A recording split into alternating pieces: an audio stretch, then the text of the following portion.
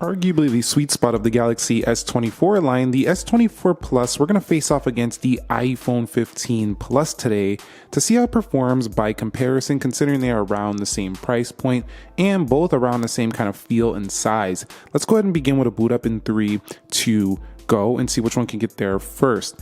Now keep in mind that the Samsung Galaxy S24 Plus does have the Snapdragon 8 Gen 3, but it also has a 120Hz display over the iPhone 15 Plus's 60Hz display, and it comes in at around a similar price and might even be cheaper with a trade-in value.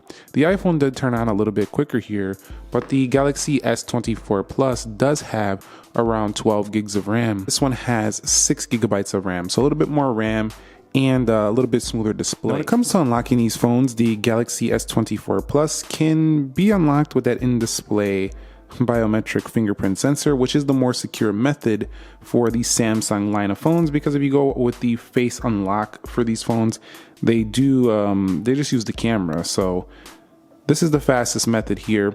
I also think it's a little bit faster than the iPhone 15 Plus's Face ID. Although the Face ID is a very secure method, the Samsung is a little quicker, I think, than this, because you don't actually have to look at the phone when you are unlocking the device. You can kind of just go like that and be right in. So very fast. And once you know where it's at, man, it's very easy to just get into the Samsung Galaxy S24 Plus. Now, in terms of the actual general user interface speed, it's definitely, you can see, very smooth, very fast here for the Galaxy S24 Plus. Just like the S24 and S24 Ultra, we do have ourselves an improved QHD Plus 1440p display, but because it has this adaptive refresh, it feels more in line with a pro level iPhone. So I think Samsung's value here is really that over the iPhones. It's a similar price, sometimes cheaper with discounts and smoother. But the iOS on the 60Hz amongst regular consumers are probably not even going to be noticed too much because they just want a bigger new iPhone. At the end of the day though, the iPhone 15 Plus, I think it's getting a little bit time. It's probably been time already, but it's getting time we see a 60Hz demise here and go to a 90Hz or 120Hz on the next Plus variant. I did love the smoother edges, the dynamic island.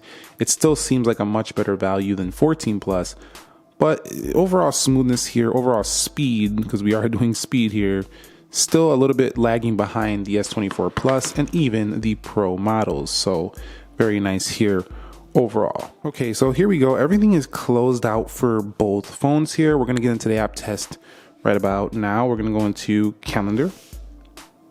You can see it looks like the animation a little faster. One thing to note though, let's go into calculator. Faster on the Samsung.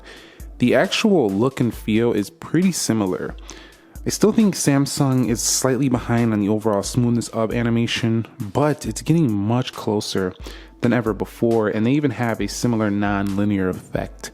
So swiping between these two, when I switch between them, Samsung faster on the weather, when I switch between them, I almost feel like I'm using the same type of phone, but just with a different operating system. Let's go into Play Store, App Store, and that's faster on a Samsung. And what that means for you is that if you are like using a 14 Plus or you want to try Samsung, you'll probably really like the phone. If you have a Samsung Plus model and you want to try Apple, you're going to notice that it's a slower refresh, but you'll probably really like this phone as well if you wanted to try iOS. So when you switch between these two, it's getting closer than ever. You're just really dealing with an iOS and Apple experience, and then the Google services and the Samsung services, it was really going to be something you notice. Let's go to featured here. Categories, scrolling through, very good on both. Let's go into Twitter or X. You can see Apple had that first. We'll go to the profile page, and Samsung had that one first. Set up out of there, and we'll go into Instagram. And you can see, I think it might have been Apple, could be wrong. Let's go over here to a post here on OnePlus 12. Scrolling through, you can see pretty similar. I think Samsung still has a faster scroll. It's hard to pick it up on camera, but when you're looking at them in person, let's go to eBay, Samsung there. When you're looking at them in person, the iPhone definitely has a choppier look for sure, just because of its refresh. It's simply down to that. Let's go into Amazon, and it doesn't mean it's slower by any means. It just simply means that the refresh is in need of an update. Let's go into Starbucks, and we'll see right here that it was faster than Samsung. I don't know that I'm confident that Apple will even bring a refresh update though, because us as tech fans and consumers, they're gonna look at the overall sales and what the consumers are saying, and I don't know if they'll do it. I still think they might launch another phone with 60 hertz if this phone is still selling very well. Let's go into Subway Surfers, because they make the Pro to appeal to us, tech fans. So we'll have to see. But eventually I think they're just going to do it because all the competitors have it. That'll probably just put pressure on them. Simply as that. And once consumers start figuring this out, and I'm not saying that some haven't, but once people start caring a little bit more and they start getting annoyed and the sales slow down, maybe we'll see it then. So to me, it's kind of a wild card right now to see if the 16 Plus is going to have a 90 hertz or 120 hertz. Faster on dead trigger for the right. I missed that tap, so that didn't count. But anyway, the actual launching and kind of just scrolling through, both of them going to have really good gaming performance. Let's go into Temple Run 2. Samsung does have the new Adreno 750 GPU on board. Apple still has a more powerful CPU. Let's go over here. Well, that's debatable, but definitely the Bionic, technically CPU benchmark seems to win. Let's go into play, at least in Geekbench anyway. But taking advantage of the actual power always seems to be better on Samsung phones, and it doesn't seem to have changed much this year. Let's go into Free Fire. And I think what's great about these two phones, though, in general, both the 15 Plus and the Galaxy S24 Plus, is that you don't have to go all out for a Pro Max. That was faster on the left. You don't have to go all out for a Ultra if you want to save money, but still want a powerful, large phone. So this is a good sweet spot for those customers looking for that. Let's go into Hill Climb 2. A good value proposition to go save some money, still get a big, large phone. That's the big deal here. That was faster on the left. Let's go into 3D Mark. And I think that was the left. Let's go into Geekbench. Faster on the left. So a lot of these apps are opening first on the Samsung. Samsung's really got it down. Let's go into camera. They're really boosting that performance lately. It's really nice. Let's go into speed test. And I'm not saying Apple's not great. It's also great. It's just, I feel like the iPhone just has this smoother, polished effect, and Samsung working on the polish, but has a speedier, snappier look to it. Let's go into InShot, and it's faster on the left. So getting some ads here. Let's go ahead and hit allow, don't allow. And we'll go right here. So basically, overall in this general app test, I do think that the Samsung had snappier opening applications, whereas the iPhone had a little bit of a smooth look, but that smooth look comes at the cost of a little bit of speed. So definitely more polished, refined, but slightly slower feeling overall on the 15 Plus. Okay, so here we are with the RAM management. Let's go ahead and see how the Samsung does. And somebody said to go ahead and click some buttons. So when we get to an area, to click some buttons to see if, it's actually held in the background or if it's just showing like a little screenshot. So everything good there. You could see pretty good. Let's go into Starbucks. Let's go into Amazon, eBay. So you could see pretty good. We'll go into Instagram. Profile, pretty good. Go over here, scroll. Groupon, pretty good. We'll go into Play Store. And weather. And clock. Calculator.